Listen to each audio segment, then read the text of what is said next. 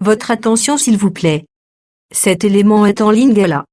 Contactez-nous pour savoir s'il est aussi disponible en la langue de votre préférence. Veuillez aussi noter qu'il est en audio uniquement, dépourvu de ce fait d'image originaire. christequality.com. Les cieux sont à la portée de votre main, juste par un simple clic de la souris. Évangileéternel.com. Le site de l'Évangile éternel. À présent, nous vous convions à suivre la rubrique Libre débat biblique et religieux. Elle est présentée aujourd'hui par Dieu, le prophète Medar Kiala, Dr Jacques Moutombo et le Dr Labrito Mbala. Très bonne détente. Psaume 74. Moi, on joue à partir du verset 9. Psaume 74, à partir du 9e verset, nous lisons au nom du Seigneur Jésus-Christ. Nous ne voyons plus nos signes. Nous ne voyons pas nos signes, ça dit c'est la mort des besoins. Oui, c'est ça. À cette sommation. Il n'y a plus de prophètes. Et personne parmi nous qui sache jusqu'à quand. Jusqu'à quand, ô Dieu, l'oppresseur outragera-t-il? L'ennemi méprisera-t-il sans cesse ton nom? Pourquoi retires-tu ta main et ta droite? Sors là de ton sein, détruis. Awa au matin nango na buisson ardent. Quand nous avons ebisaki Moïse, ceux qui na première signe, bako yokate, bako agir na deuxième signe. Deuxième signe il y a là qui kozwa loboko, kotia na tolo. C'est premier signe il y a là qui des bâtons et comme serpent, ils ont des bâtons. Deuxième signe il y a loboko na tolo et comme à lèpre. Hein? Dieu est mon roi dès les temps anciens, lui qui opère des délivrances au milieu de la terre. Tu as fendu la mer par ta puissance, tu as brisé les têtes des monstres sur les eaux, tu as écrasé la tête du crocodile, tu l'as donné pour nourriture au peuple du désert. Tu as fait jaillir des sources et des torrents, tu as mis à sec des fleuves qui ne tarissent point. À toi est le jour, à toi est la nuit. Tu as créé la lumière et le soleil. Tu as fixé toutes les limites de la terre. Tu as tout simplement Psaume 74. Continue à lire. Tu as établi l'été et l'hiver. Souviens-toi que l'ennemi outrage l'Éternel et qu'un peuple insensé méprise ton nom. Ne livre pas aux bêtes l'âme de ta tourterelle. Nous voyons le roi des nations. Parce que Israël Azali, tourterelle, c'est comme un oiseau, ou une bête des champs, bazoluka ou écrasé. N'oublie pas toujours la vie de tes malheureux. Et égare à l'alliance. Car les lieux sombres du pays sont pleins de repères et de brigands. Ok, d'accord. Aujourd'hui, dernier passage, aujourd'hui Job, aujourd'hui Job 39, sur l'Autriche, Job 49. L'Autriche a bâti Maki, a bâti Bamaki, a bâti la poussière. Job 39, verset 16. Non, pas verset 16. Verset 17. 16 à 17, ok. L'aile de l'autruche se déploie joyeuse, on dirait l'aile, le plumage de la cigogne. Mais l'autruche abandonne ses œufs à la terre. Autruche a abandonné Makina Mabele et Zanzame. C'est Dieu lui-même a formé à Autriche. Maki a Kangoapi, na Mabele continue.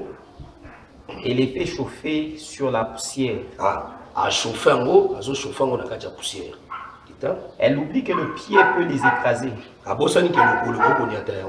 Qu'une bête des champs peut les fouler. Elle est dure envers ses petits comme si elle n'était point à elle. Et elle ne s'inquiète pas de l'inutilité de son enfantement. Ok, d'accord. Position Oyo, ezali position, même on a bazanango lelo na Israël. Parce que position, ezali opposition na bisoté. Bisoto za wate. Vous comprenez? Vous allez rater. D'abord, quand vous avez la poussière, donc, vous avez la poussière où vous avez la chaleur, la moto.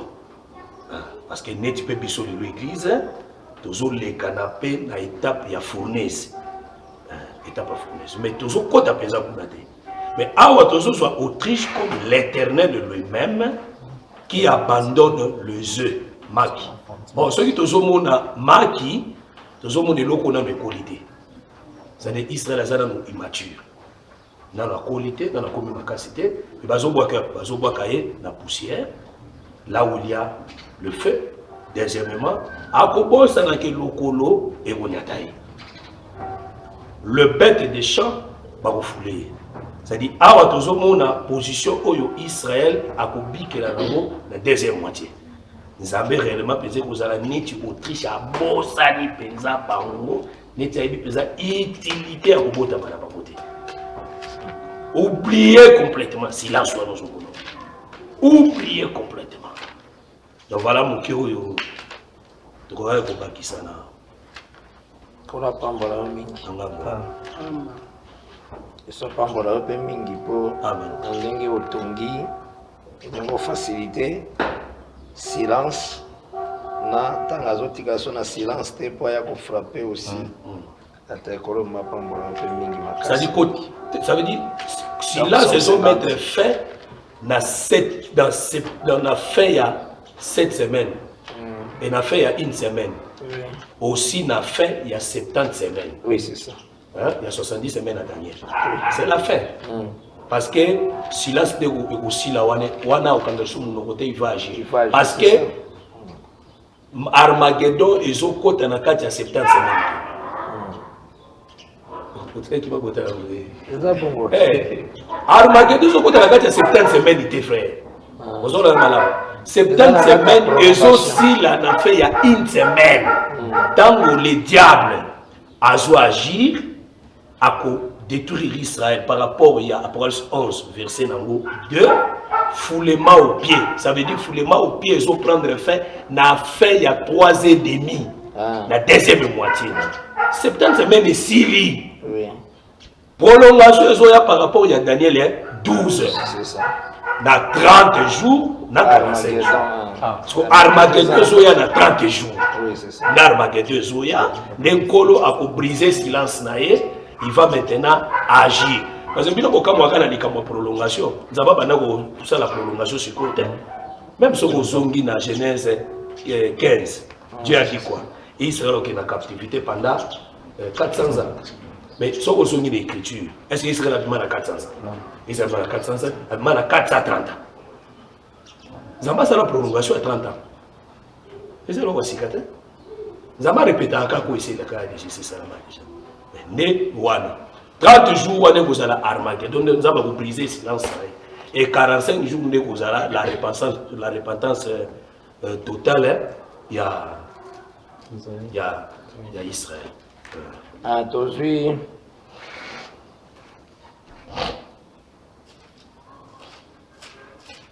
Arrête chapitre 3.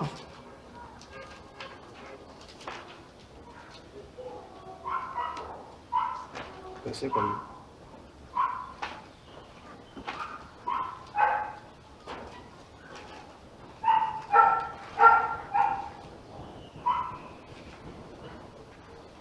Andaka na verset 1. Verset 3, après verset, nous disons au nom du Seigneur Jésus-Christ. Naomi, sa belle-mère lui dit, ma fille, je voudrais assurer ton repos afin que tu puisses heureuse. Et maintenant, Boaz, avec les servantes duquel tu as été, n'est-il pas notre parent? Voici, il doit vanner cette nuit les orges qui sont dans l'air. Lave-toi et oins-toi, puis remets tes habits et descends à l'air. Tu ne te feras pas connaître à lui jusqu'à ce qu'il ait achevé de manger et de boire. Et quand il ira se coucher, observe le lieu où il se couche. Ensuite, va, découvre ses pieds et couche-toi. Il te dira lui-même ce que tu as à faire. Et elle lui répondit, je ferai tout ce que tu as dit. Elle descendit à l'air et fit tout ce qu'avait ordonné sa belle-mère. Boaz mangea et but, et son cœur était joyeux. Il alla se coucher et à l'extrémité d'un tas de gerbes. Ruth vint alors tout doucement découvrir ses pieds et se coucha. Au milieu de la nuit, cet homme eut une frayeur. Elle se pencha et voici une femme était couchée à ses pieds. Il dit, « Qui es-tu » Elle répondit, « Je suis Ruth, ta servante. Étends ton aile sur ta servante, car tu as droit de rachat. » Et donc, on va étendre l'aile. On dit l'Autriche à étendre l'aile. Donc, il y a docteur à lobby. Donc, c'est que, en réalité, tant que pour abandonner Israël, à ça qui a un docteur à Tarissi, au moins tant que comme serviteur des circoncis. Parce qu'étant serviteur des circoncis, naissait d'abord pour prouver la véracité selon les promesses de Père. Donc, à Potami comme Moana Marie, Azana ba frère nae, Azana c'est vraiment. Ozora na malam. Mais mouvement où akoyawana, a abandonner ses propres œuvres, mais à étendre elle nae. C'est comme Salomon. Salomon a attendu qu'elle n'aille et qu'il et pas la reine de Saba parce qu'elle a une voix, c'est la bouche. Reine de Saba, mon ami, elle y a Salomon. Il a entendu parler de Salomon parce que l'aile c'est toute une bouche, c'est toute une voix. Il a entendu parler de Salomon et il est venu voir. Donc c'est le moment d'étendre l'aile. Donc ceux qui aïe à sali programme naïe ici Jérusalem beaucoup à la déserte hein jusqu'à ce que vous disiez béni soit celui qui vient au nom du Seigneur. Beaucoup à la détruite beaucoup embauché c'est que les docteurs Azoro va abandonné Israël est abandonné donc le Seigneur a qui rejeté parce que le Seigneur a qui comme serviteur des circoncis comme l'Autriche. Mais à attendre qui aussi l'aile. L'aile attendant qui est qui pour afin que Rita côté na protection. Vous aurez un malin, Rita à quoi qu'on soit à rachat. Donc c'est ça il y a un gars qui s'est cassé qui ont enseigné sur l'Autriche. Vous avez Salomon, vous facilitez le lingue la voix est emboli. Donc ceux qui Israël a rejeté, a abandonné Israël, a tiré un jugement dans poussière. Parce que poussière en réalité ce sont des nations. Oui. Poussière ce sont des nations parce que les nations n'ont pas de l'eau, c'est ça l'essence. Mais abandonner c'est là-bas. Donc cela veut dire que ça va livrer Israël na Babylone, a livré na Syrie. Syrie va être poussière. Mais évitez que dans la poussière, en réalité, ils ignoraient que bêtes féroces, effectivement, la puissante nation, c'était des bêtes. Bangonde, Bazaï, pour écraser Israël. Mais tant que ça, le mouvement, il doit étendre l'aile. Donc quand il rejette Israël, il nous prend. Son mouvement Israël.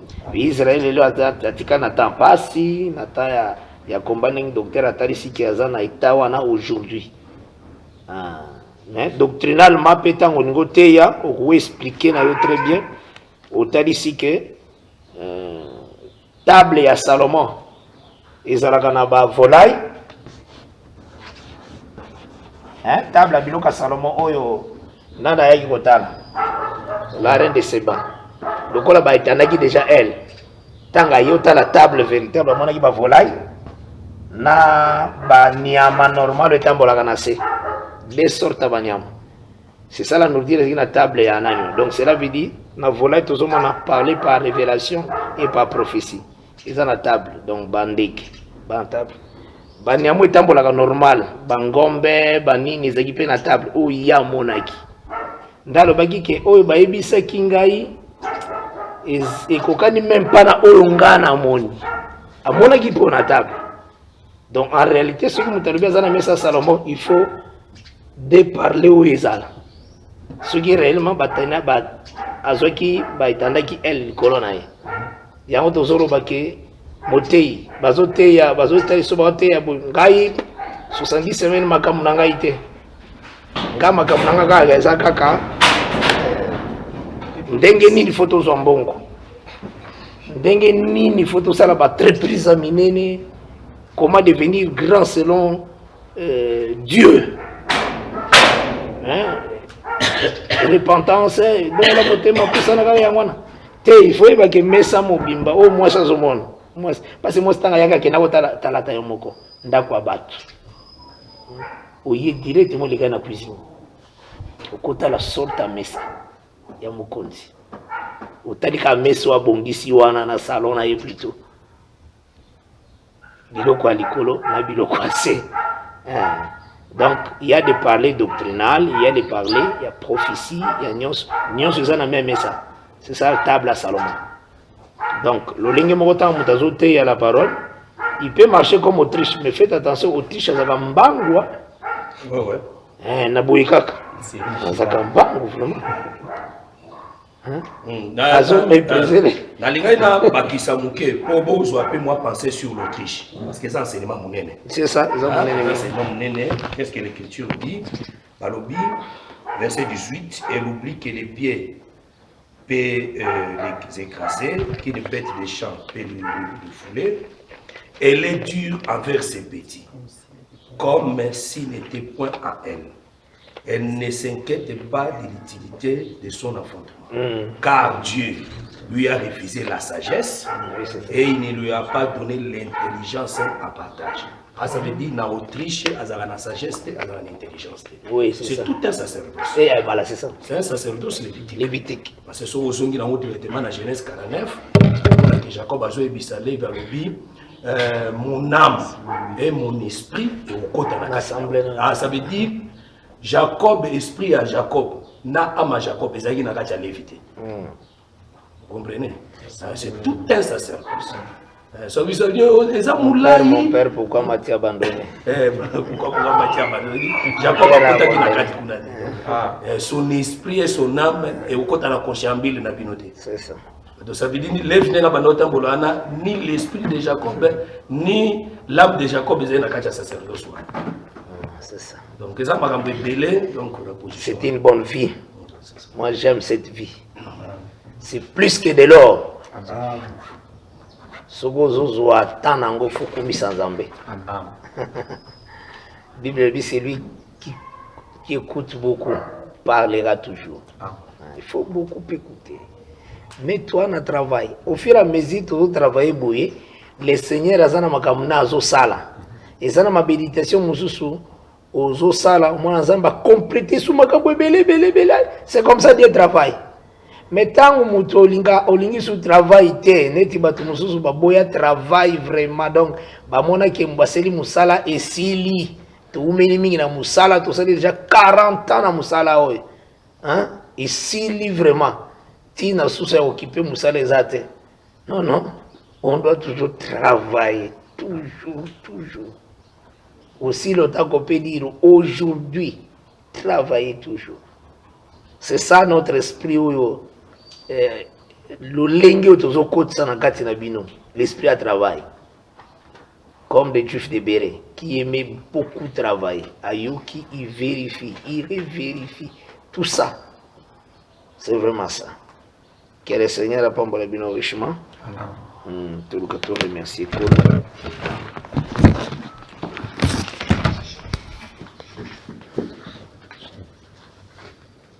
L'aigle qui vole, on a comment on a gâté une comment on combat, ou sinon on y a ôté la Bible mabé.